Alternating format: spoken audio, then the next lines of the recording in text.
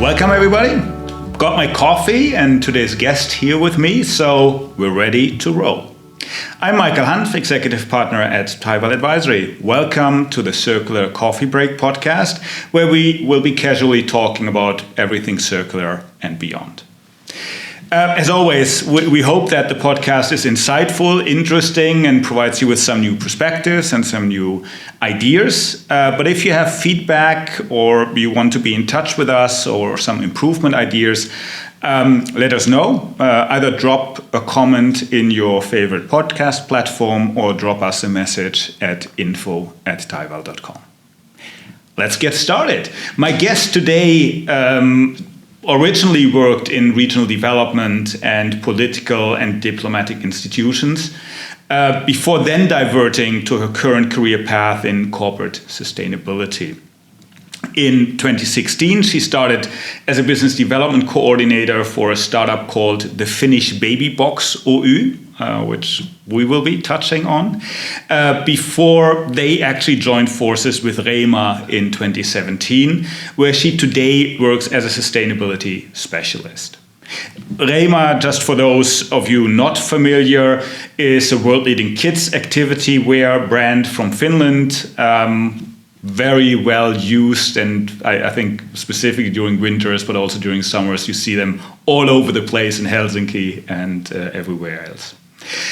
She holds a Bachelor of Arts in International Relations from the University of Birmingham and a Master of Philosophy in International Relations from the University of Oxford.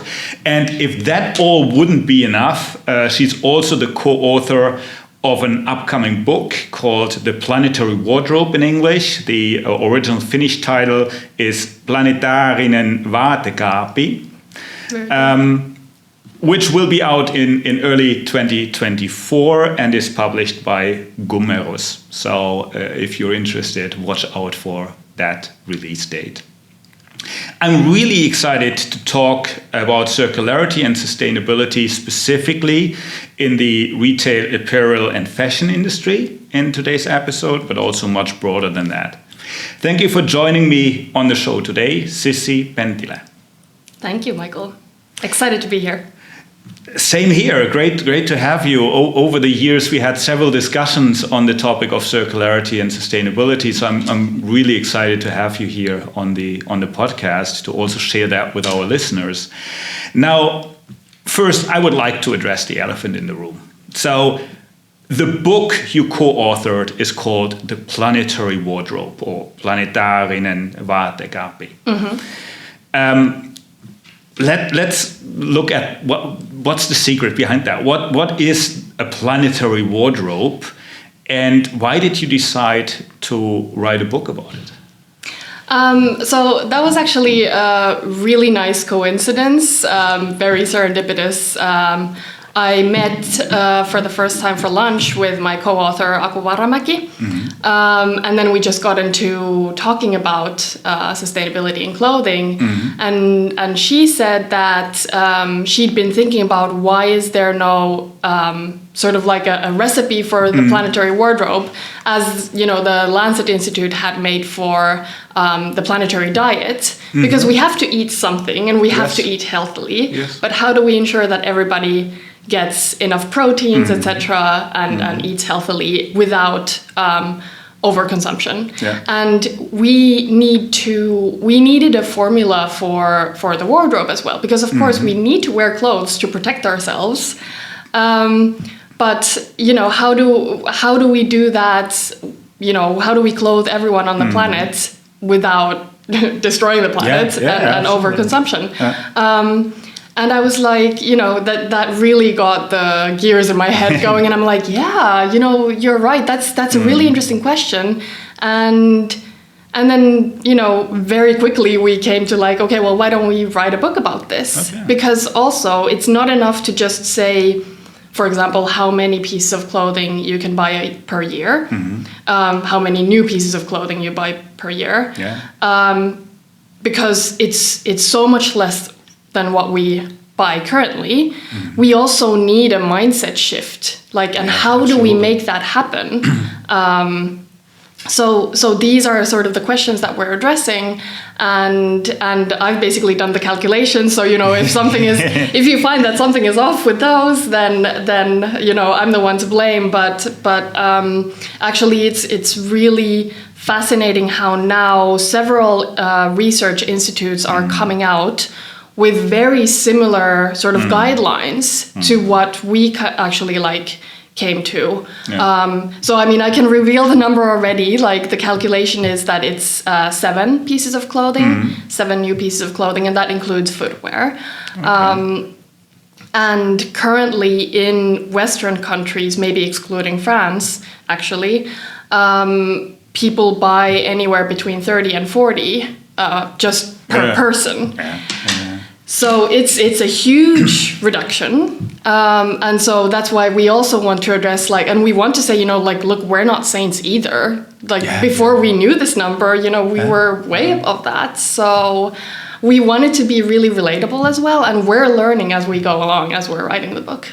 Interesting, and I have to ask the question: is France above or below that number? It's below. France is actually doing really well comparing to other Western. And if you ask if you best dressed, you would say France. Yeah, I would have easily thought the number would be higher. Yeah. But I'm fully with you, and it's not one solution. And specifically when you talk about clothing, you can buy secondhand, which is one thing, but it's also about the material. It's also about how it's produced, where the materials are coming from. There's so many different dimensions. And what we realize in several projects we've been doing around fashion and clothing is that it's very, very difficult for consumers to understand the different labels, the different materials, different options they have in that setup. So I'm fully with you to basically have guidance, a recipe or some guardrails on where to go is definitely something that's very helpful in that context. Fantastic. At Reima, you work with topics like supply chain audits, carbon accounting, sustainability trainings, corporate social responsibility reporting, and that's only a small subset of all the things you're doing. How has the kids' fashion and apparel market and industry changed from your point of view? Also in the context of the work you've been doing around the book, is it different from the general public, so to say? And also, what are the key trends you're seeing? I think just in textiles and in clothing in general, the change has been huge since I started working on sustainability in 2019. The interest in, as you mentioned, these more sustainable fibers, also their availability has changed completely. Yeah, absolutely. And also, what's obviously now coming up is regulation. And I think that's the biggest thing. I'd say the industry has turned the ship very quickly. But what is most amazing to me is that policy is also changing very fast. And also, this especially recycling solutions that are now being invented, but also scaled up. I think it's incredibly remarkable. Also, the fashion giants shift towards secondhand, for example, a shift towards kind of more service-based models rather than churning out cheaper and kind of single use. Then another thing that's also changing is actually, I would say, AI and how digital technologies are being used. Actually, kind of at every single point of the supply chain, and it's both related to sustainability, but also sort of adjacent. So let's say things like 3D modeling or that you can try on something for your body specifically in e-commerce. Obviously, that's not very common yet, but it's definitely coming up. And I think that there's a potential to reduce, for example, returns in e-commerce hugely. And that, of course, is related to sustainability directly. Yeah. So I'd say there are a lot of changes and shifts that are happening now. And yeah, really interested to see what will come out of policy, but we can touch on that. Yeah, I think there's a lot happening at the moment, and having kids myself, I realize when we talk about fast fashion in general, for kids it's even faster fashion because they outgrow things much faster. And to be honest, I think the clothing they use is much more used than an adult person would. So you're talking about a very different use case, a very different setup. And I think parents are also much more aware and focused on sustainability for their kids than they might be for their own wardrobe. Yeah, definitely. And I think one of the reasons for that is chemicals. Yes. And, that's something that Reima has always really, taken into account and taken very seriously, and had very extensive restricted substances lists, for example.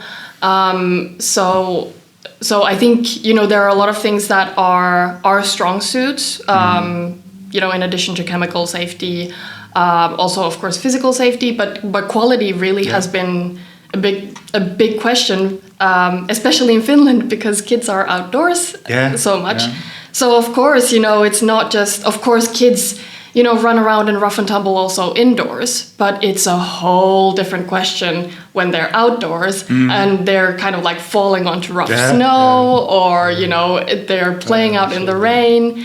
And I don't know where your listeners are, but this is, when we talk about active childhood at Reima, we really talk about, you can go out in any weather and still stay dry and comfortable, and then you can pass on the clothing to the next kid. Yeah, I was about to say that. I think that is what, at least in my experience, Reima stands for. It's very durable, and most child clothing they wear for a month or two, and then afterwards you can throw it away because they have a hole or they're broken in other ways. And Reima, in my experience, is something that the kids use, and then you can pass it on to the next generation easily, with some small fixes, and we'll maybe come back to that, as Reima is also working on that side. Now, related to that, Reima has been very active in the arena of sustainability and circularity, for example, in the area of life extension through repair kits, as we just mentioned, second-hand type of cooperations, monomaterial initiatives, which is a huge topic when it comes to recyclability, the use of recycled material, and that list goes on and on. So there's a lot of things happening. Now, could you outline some of the key initiatives or projects that you have been initiating, that you have been a part of, and what have been your key learnings on what works, what doesn't, what is the best approach to bring forward circularity and, as an extension, sustainability in-house, as well as then in the broader stakeholder group and with customers? Yeah, I mean, I'd say, our position is that we make the clothing as a clothing brand, that, or that we design it and bring it to the customer.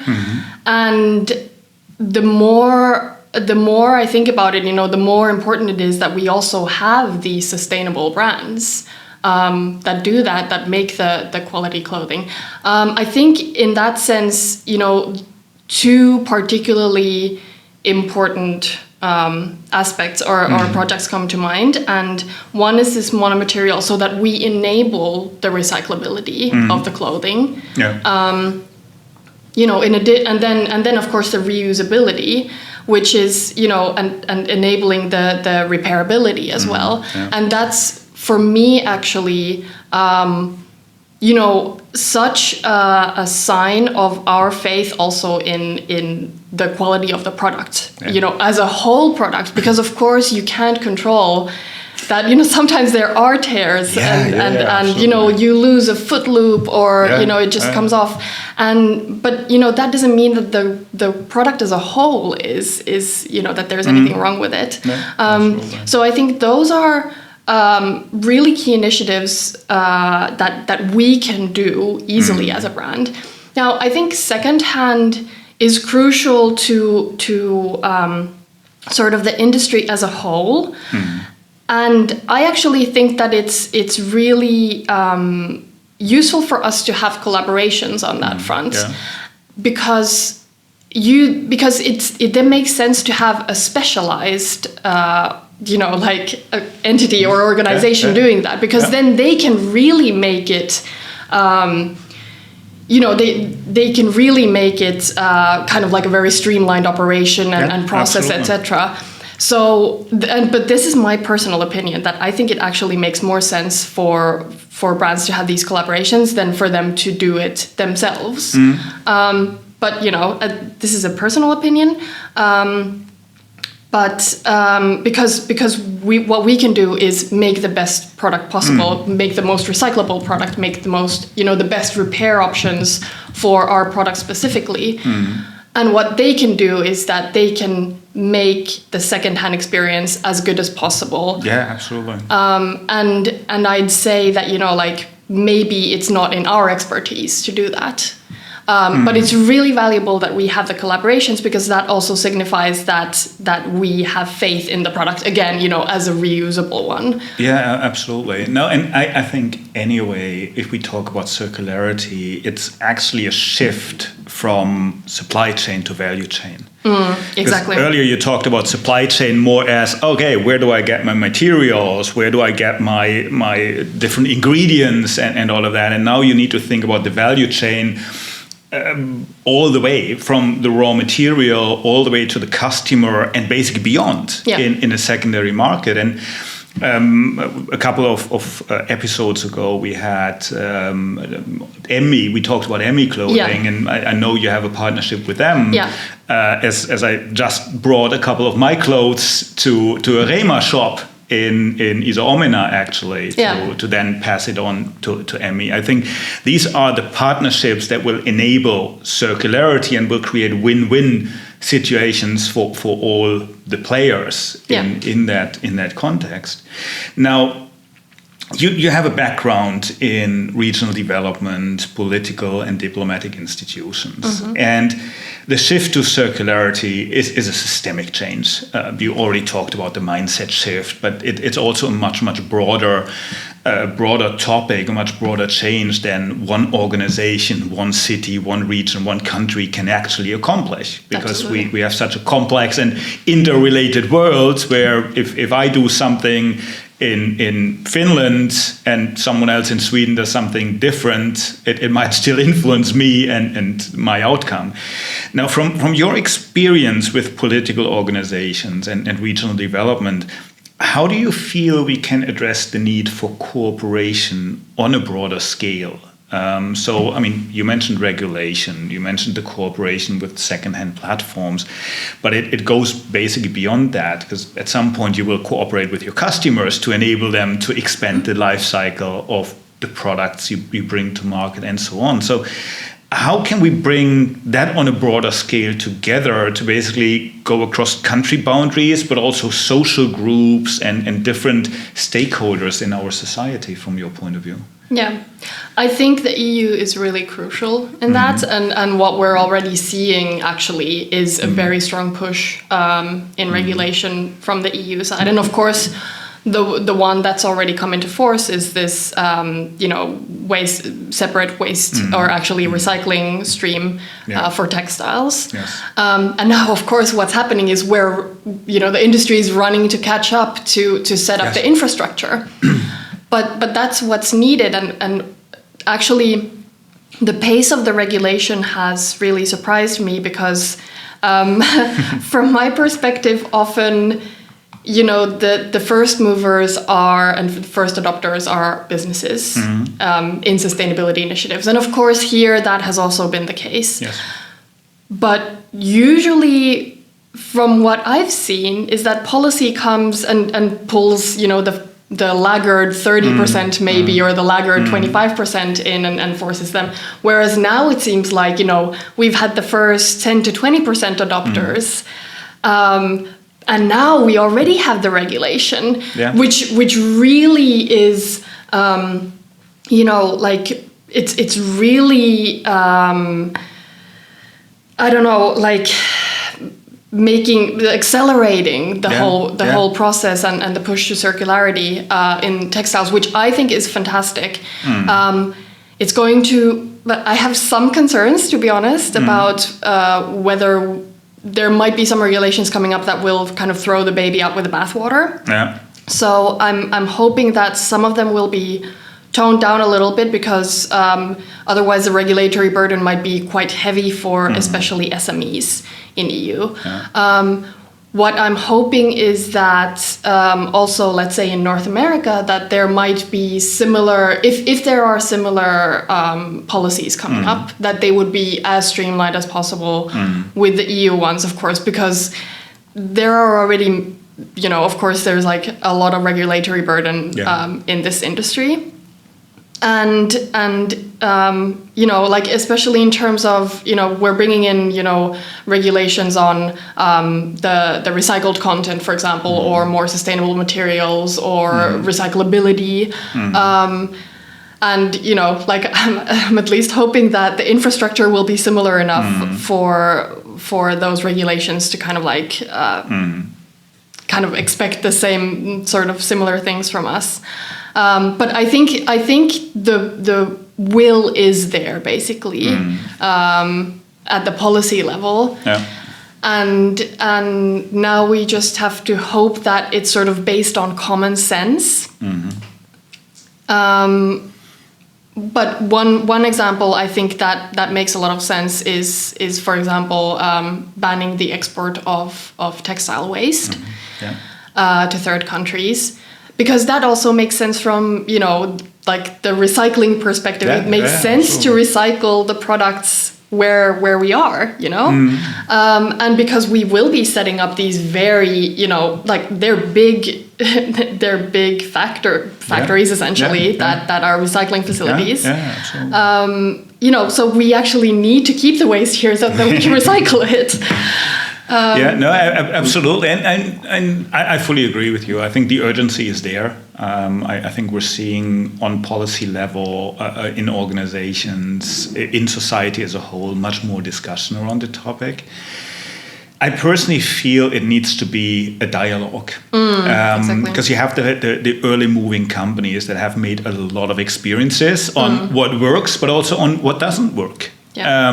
And they need to be in an active dialogue. They need to be advocates for solutions, for regulation, for these topics, so that the regulators who are not experts in the respective industry, I mean, by nature, they're generalists, so that they can actually build on honest and really target-oriented input instead of lobbying for let's do the same thing we always did because it worked in the past kind of setups. And I think that's the balance we need to see between the different stakeholders, so that we find solutions that are sustainable, not only from an environmental point of view but also from a social point of view. Yeah, absolutely. Context. Yeah, and I think there's actually a chance, now that you mentioned the social aspect. I think we have there's a lot of opportunity for also creating jobs in the industry in Europe, for example,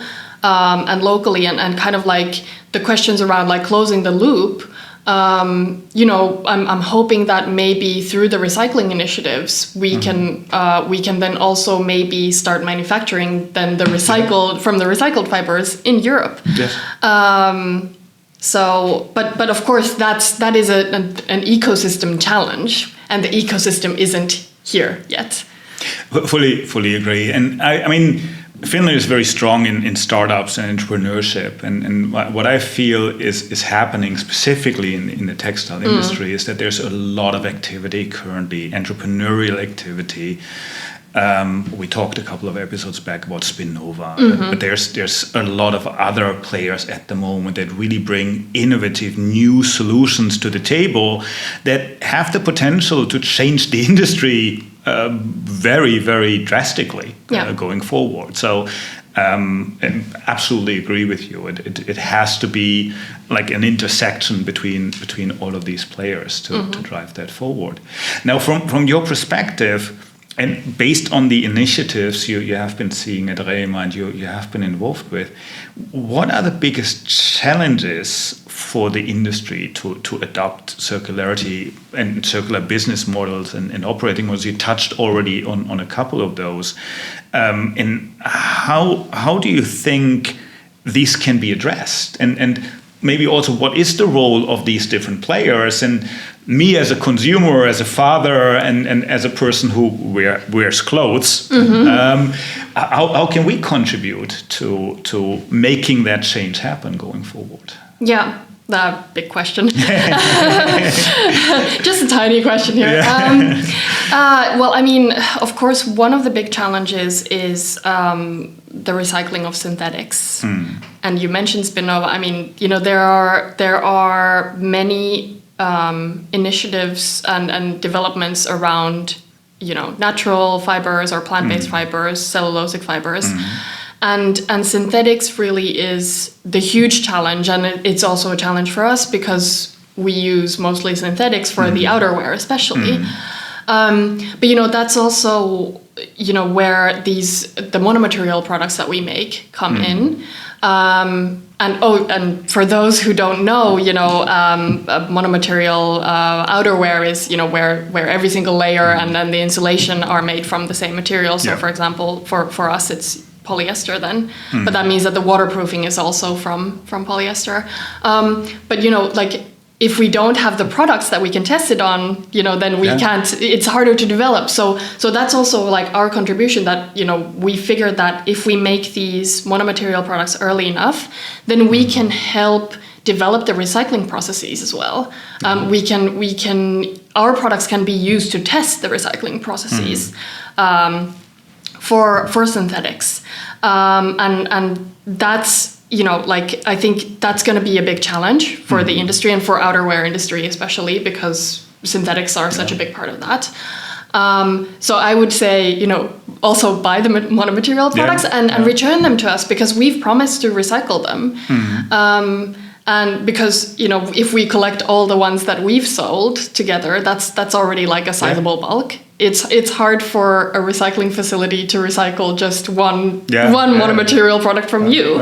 But we collect them, and also kind of just pay attention to what you're buying. Like if you buy a monomaterial product, then write a note for yourself to say oh, hey, by the way, have the second child use this as well, and then return it when it's done.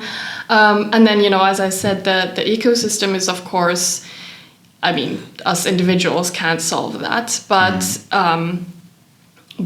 that is going to be a challenge of, does it make more sense to then ship recycled fibers maybe to a third country, I don't know, maybe to Turkey? So, or does it actually make sense to ship it back to Asia, for example, for remanufacturing?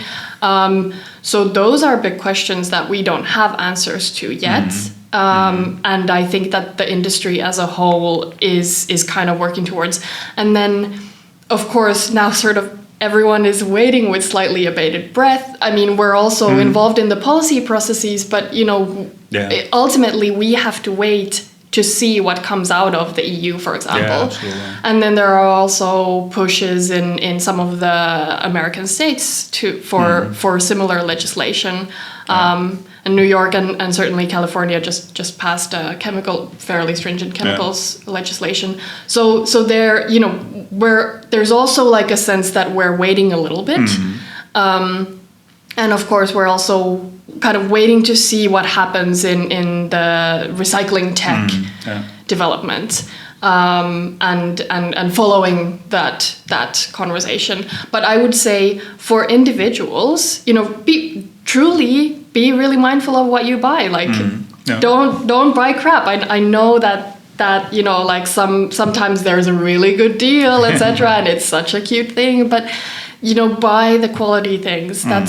That's such a big part of, buy something that you'll wear for years. And if you then get bored of it next year, okay, don't feel bad about it, but do pass it on to someone else. Do make sure that you send it to a second-hand shop or something.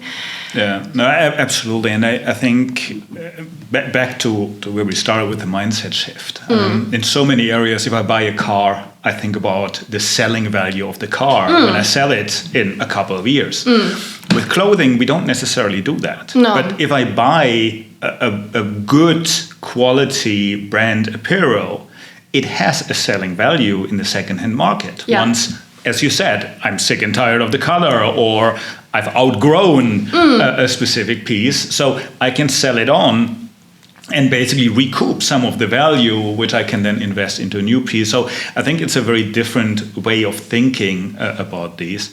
Maybe a quick asterisk for the people that are not familiar with the monomaterial and why we're talking about that. So one of the key challenges in the textile industry in recycling is once you are combining different materials to then in the recycling process divide them up again and make them available for remanufacturing, reuse going forward. That's why monomaterials are basically, I would say, one of the solutions to actually be able to trigger the recycling process at the end of life in a more efficient manner, or even at all in many cases. And I mean, just another quick note. That's one of the regulatory challenges now. That sometimes you can make a more durable product by combining different fibers, and so then there's a tension between recyclability and durability. Yeah. So these aren't, because sometimes I see consumers asking questions like, well, why don't you just make this out of this? And like, why won't you just like only use natural materials? And I'm like, well, because if we make an outdoor overall out of hemp, maybe 2 people will buy it and then they stop using it after a week because it's not weatherproof.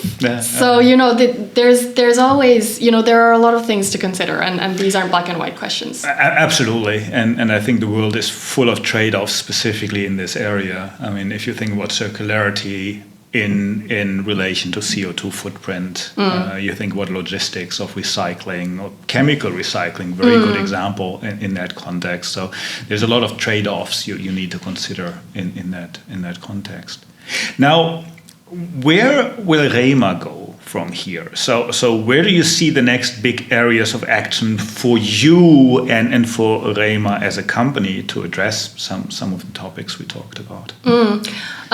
Well, something that is really big for us is improving our environmental footprint in the supply chain. So as I said, we do need companies to actually still make products. So our science-based targets, so emissions reduction targets, were just approved in January. So now the really, of course, the really intense work of reducing our emissions in the supply chain starts. And I mean, even though it's also related to circularity, right? Because, for example, switching to recycled fibers, even if they're not, post-consumer textile fibers, basically any recycled fibers at the moment do reduce the carbon footprint as well. Absolutely.